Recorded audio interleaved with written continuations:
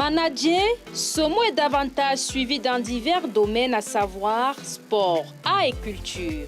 Les managers sont souvent liés aux sportifs et bien plus aux artistes musiciens, artistes comédiens, artistes humoristes et autres. Manager un artiste, c'est l'accompagner dans sa vision, les guider lorsque c'est nécessaire, lui trouver et lui présenter ses potentiels partenaires et faire en sorte qu'il puisse vivre et exercer son métier. Intermédiaire, John Kelly connaît au bout des doigts les missions qui lui sont assignées dans l'exercice de ce métier. Alors, le management consiste tout simplement à être le lien entre l'artiste et les professionnels du monde artistique. Artiste ici entendu comme acteur culturel, qui peut être un artiste musicien, en l'occurrence un chanteur, mais également un humoriste ou un comédien, mais également un acteur de cinéma ou un mannequin ou toute personne ou acteur culturel qui constitue une œuvre participative pour les arts et la culture dans son pays. Alors mon rôle de manager et de communicateur est donc de gérer l'image de ces différentes personnes qui sont au service de la culture dans une catégorie particulière. Amour, passion, curiosité pour la culture camerounaise font partie du chapelet d'éléments l'ayant conduit dans cet office. Étant titulaire d'un master 2 de sciences politiques, action, relations internationales et études stratégiques, j'ai un peu écumé les différents arts et cultures de mon pays. J'ai commencé avec la mode, puis j'ai fait un peu de design et de comédie, avec la comédie. Et je me suis rendu compte qu'en fait, cette polyvalence pouvait déboucher à quelque chose d'un peu plus grand.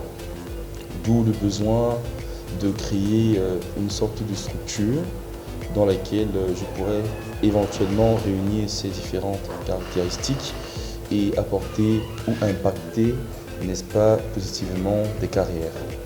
Donc c'est vraiment la polyvalence et un peu cette oisiveté. Parce qu'après le master, j'ai eu de grands moments, voilà, où je vais dire les moments de l'entrepreneur, les moments blancs de l'entrepreneur, c'est comme ça que je les appelle. Parce qu'il fallait trouver sa voie. Trouver sa voie impliquait donc de toucher des domaines plus ou moins diversifiés. Et je me suis dit, ok, il faut absolument créer un climat de confiance avec des acteurs culturels pour lesquels je me suis engagé. Milieu hostile, ses débuts n'étaient pas évidents. Il y a vécu chaud et froid. Vraiment pas évident parce que tu es confronté à un milieu où tu ne maîtrises pas les chaînes pour vendre l'image. Voilà, des gens pour lesquels tu travailles. Parce qu'un manager est un peu comme un employé, entre guillemets. Il faut avoir un carnet d'adresses. Il faut aller à la rencontre des promoteurs culturels de ces différents événements. Et aller à l'encontre de ces promoteurs, c'est faire preuve parfois de beaucoup de tact et de parcimonie. Beaucoup de rejet, beaucoup d'humiliation. Et surtout, ça prend du temps. Les difficultés, vraiment, c'est le temps. Plein de désillusions. Lorsqu'on est un entrepreneur culturel, c'est-à-dire dans ce domaine, on baigne entre certitude et incertitude. Au niveau de la partie financière, vous travaillez avec une équipe, vous n'êtes pas sûr des revenus de l'artiste en termes de prestations. Comment, avec un pourcentage minimaliste, assurer, n'est-ce pas, le déploiement, la productivité au niveau, n'est-ce pas, de l'assistanat du label. Parce qu'un label, il y a le manager, le label manager, l'attaché de presse, le communicateur, les assistants. Donc la tâche était vraiment complexe parce que vous arrivez dans un environnement où il y a des gens qui sont déjà établis. Il faut donc trouver votre marque de fabrique et vous imposer rapidement dans un milieu parfois controversé et où il y a beaucoup, heureusement comme malheureusement, beaucoup de vivacité. Voilà, beaucoup de personnes qui ne sont pas forcément favorables à votre philosophie et qui par moments peuvent constituer des barrières. Moi, j'appellerais ça de l'adversité. Donc, la mauvaise foi parfois de ces personnes avec lesquelles on décide de travailler, qui n'expriment pas facilement leur gratitude. Donc, c'est vraiment trouver ses repères dans un environnement complexifié, trouver des moyens financiers dans un contexte où le SMIC est inférieur à 30 000 francs au Cameroun, trouver la force, puiser dans ses ressources et faire preuve de parcimonie pour pouvoir attirer l'attention de ces différents promoteurs.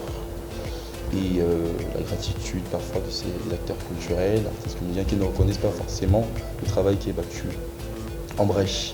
Mandataire légal des artistes, acteurs, musiciens et chanteurs, John se forme sur le tas pour arriver à ce palier. Vraiment, c'est en autodidacte. Vraiment, ici, on comprend que l'autodidactie est un facteur de diversification des événements professionnels et de résilience durable. Je suis l'exemple typique parce que aujourd'hui, je suis manager artistique, communicateur, attaché de presse et chroniqueur, journaliste. Je n'ai pas fait de formation à proprement parler. Dire quoi? C'est vraiment sur le terrain que j'ai appris tout ce que je fais. En l'occurrence, dans les concours de Nice, dans une célèbre organisation dont je vais taire le nom, où j'ai appris ce que c'est que la presse et le marketing. C'est vraiment comme ça que je débute avec le milieu de la communication, sans pour autant avoir fait. Je n'ai jamais fait un cours de communication. J'ai fait des petites formations en ligne, mais c'est la passion et la témérité et l'envie de connaître d'autres champs qui m'ont amené dans ces grands ensembles. Des qualités, il faut en avoir. Polyvalence, adaptabilité, rigueur et une grande connaissance du secteur des industries. C'est ça, oui. Il faut être un bon leader. Il faut avoir le sens d'équipe. Il faut développer des techniques de communication et de persuasion des audiences.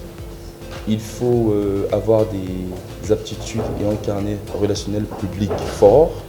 Il faut être à l'écoute, parfois être un fin stratège et développer l'esprit entrepreneurial pour pouvoir arriver à un certain niveau de connaissance et de transfert de connaissances vis-à-vis des personnes et des acteurs culturels en présence.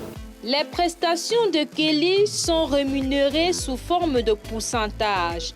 Pour les uns, c'est 10%, mais tout dépend véritablement de l'entente. Le management, il y a des pourcentages. Donc, il y a le pourcentage de la boîte, il y a le pourcentage de l'artiste. Donc c'est en termes de pourcentage. Il n'y a pas de prestations, ce n'est pas du commerce, mais c'est plus du show business. Donc la rentabilité du show qui devient le business et qui donne de l'argent. Et vous allez voir que chaque jour n'est pas dimanche. Quand vous venez avec moi, donc il y aura des périodes pluvieuses, des périodes de bonheur et il y aura des périodes mortes. Par exemple, avec la pandémie de la Covid-19, mon label en a été vraiment victime. J'ai payé le prix fort de la pandémie et il y a eu des petites régressions.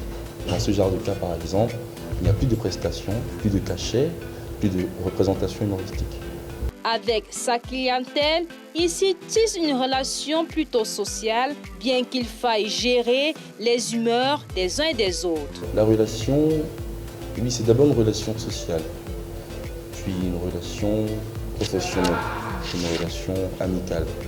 On quitte le manager artiste à communicateur, à confident. Maintenant, pour gérer les émotions, ce n'est pas toujours évident. Ce n'est vraiment pas évident de gérer les émotions.